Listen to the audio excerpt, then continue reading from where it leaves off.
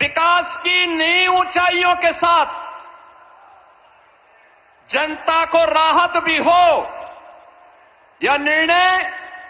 उसी श्रृंखला का हिस्सा है। मान्यवर, आपने पिछले 11-12 वर्षों में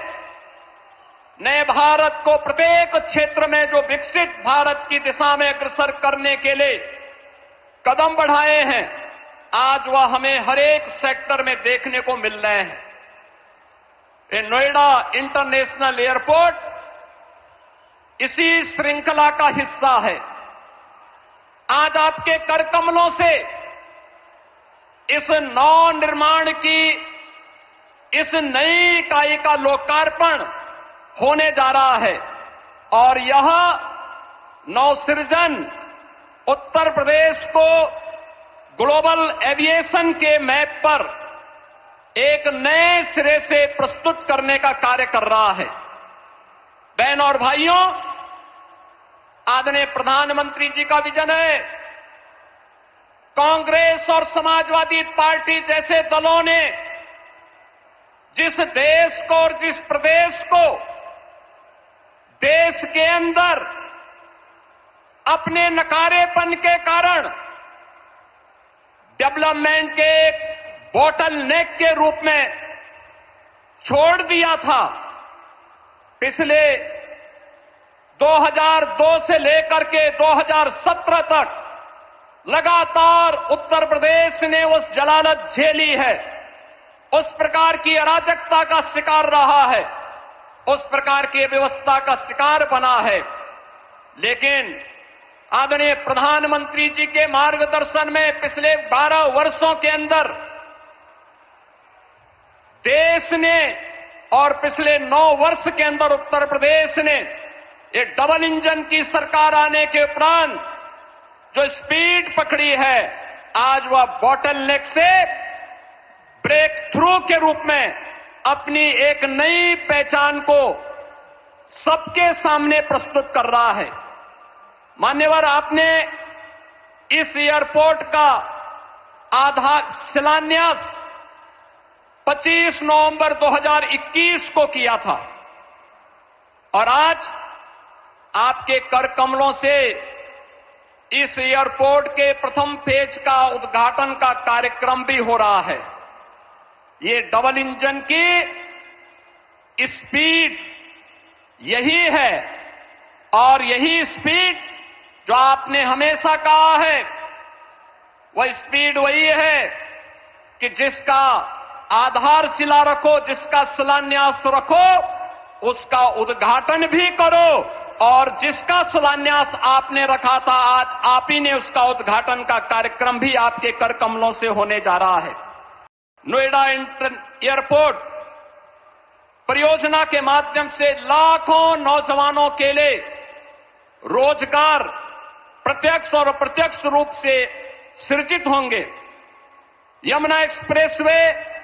नोएडा, ग्रेटर नोएडा में व्यापक निवेश की संभावनाओं ने अभी से प्रस्ताव देने प्रारंभ कर दिए हैं। अभी पिछले दिनों ही आपने इसी एयरपोर्ट के पास सेमीकंडक्टर चिप बनाने की एक यूनिट की आधारशिला रखी थी। इसके साथ ही यहां पे अत्याधुनिक इलेक्ट्रॉनिक मैन्युफैक्चरिंग क्लस्टर के निर्माण की प्रक्रिया को भी आगे बढ़ाया जा रहा है। Apparel park, medical device park, toy park, MSME park, handicraft park और अन्य तमाम प्रकार के ऐसी सुविधाएं यहां विकसित करने की कार्रवाई कर रही है, जिसमें यहां पर निवेश के साथ साथ रोजगार के व्यापक संभावनाएं भी विकसित हो रही हैं। डाटा सेंटर से संबंधित यूनिट भी यहां पे स्थापित हो रही हैं। आने वाले दिनों में अत्याधुनिक फिनटेक सिटी के निर्माण का कार्य और पूरे एनसीआर में इस नोएडा इंटरनेशनल एयरपोर्ट के आने के साथ ही यहां पर निवेश के लिए एक सकारात्मक वातावरण का सृजन भी हो रहा है। मान्यवर, seamless smart and sustainable airport, aviation fuel form, in flight kitchen facility, MRO के साथ ही आधुनिक डिजिटल और ऊर्जा संरक्षण पर केंद्रित ईज ऑफ जर्नी की संकल्पना को आपके मार्गदर्शन में आज यह एयरपोर्ट साकार करने की दिशा में आगे बढ़ रहा है। उत्तर प्रदेश के अंदर जो पोटेंशियल था, उस पोटेंशियल को आज इस नोएडा इंटरनेशनल एयरपोर्ट और इसके साथ जुड़ रही ये तमाम प्रकार की सुविधाएं एक नई ऊंचाई तक पहुंचाने में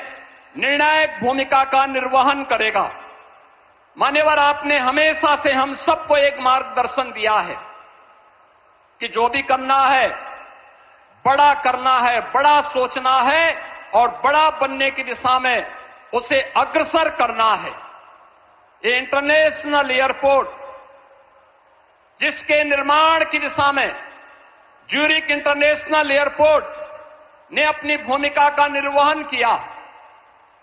लेकिन यहां के अन्नदाता किसानों के प्रति भी हम आभार व्यक्त करते हैं, जिन्होंने यहां पर